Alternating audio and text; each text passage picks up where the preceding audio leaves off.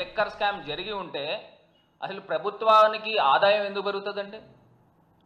ప్రభుత్వానికి సుమారుగా ఇక్కడ మనం లెక్కలు చూసుకుంటే 7-8 వేల కోట్ల రూపాయలు ఆదాయం పెరిగింది. మరి ఆదాయం పడిపోవాలి కదా. ఆ డబ్బులంతా కూడా ఏ బినామీల జేబుల్లోకో లేకపోతే ఏ వ్యక్తుల జేబుల్లోకో వెళ్ళాలి కదా. మరి ఈ ఆదాయం ఎవరికి వచ్చిందండి?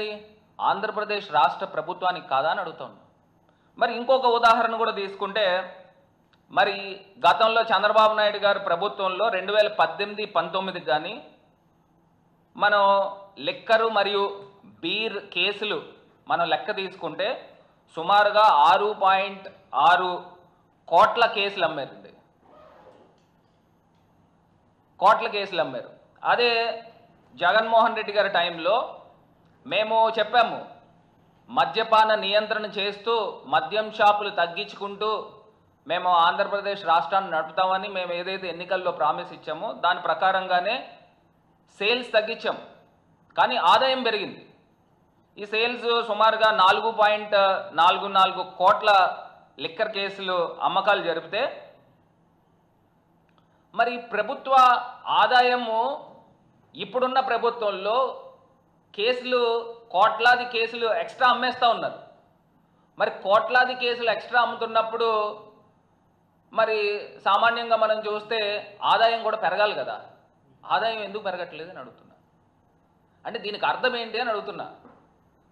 సుమారుగా కోట్ల కేసులు గత ప్రభుత్వానికి ఈ ప్రభుత్వానికి మనం లెక్కలు చూస్తే కోట్ల కేసులు పెంచేస్తున్నారు, అమ్మకాలు పెంచుతున్నారు, కానీ ఆదాయం పెరగట్ల. అంటే దీనికి అర్థం ఏంటంటే వీళ్ళు ఈ ప్రభుత్వ పెద్దలకి సంబంధించిన బినామీలు వాళ్ళ తాలూకా డిస్టిలరీలకి వీళ్ళంతా కూడా దోచిపెట్టే కార్యక్రమం చేస్తున్నారు. అదేవిధంగా ఆంధ్రప్రదేశ్ రాష్ట్రంలో లిక్కర్ ఆంధ్రప్రదేశ్గా తీర్చిదిద్దుతూ ఉన్నారు, చాలా గొప్పగా తీర్చిదిద్దుతున్నారు. ఇవాళ చూస్తే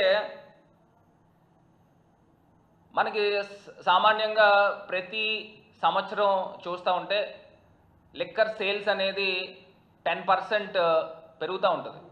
మరి వీళ్ళు ఇంత దారుణంగా లిక్కర్ షాపులతో పాటు 60,000 నాకు తెలిసి బెల్ట్ షాపులు పెట్టారు, ఇంకా ఎక్కువే. ఇన్ని బెల్ట్ షాపులు పెట్టి ప్రతి గ్రామానికి కాదు, వీధికి వాట్సాప్ల్లో కూడా లిక్కర్ అమ్ముతున్నారంట. మరి అన్ఆథరైజ్డ్ పర్మిట్ రూములు పెట్టి విచ్చలవిడిగా తాగిస్తూ ఉంటే మరి సామాన్యంగా లిక్కర్ బాటిల్స్ కేసులు సేల్స్ పెరుగుతాయి, కానీ ఆదాయం పెరగట్ల. దీన్ని బట్టి మనకు క్లియర్గా అర్థమయ్యేది ఏంటంటే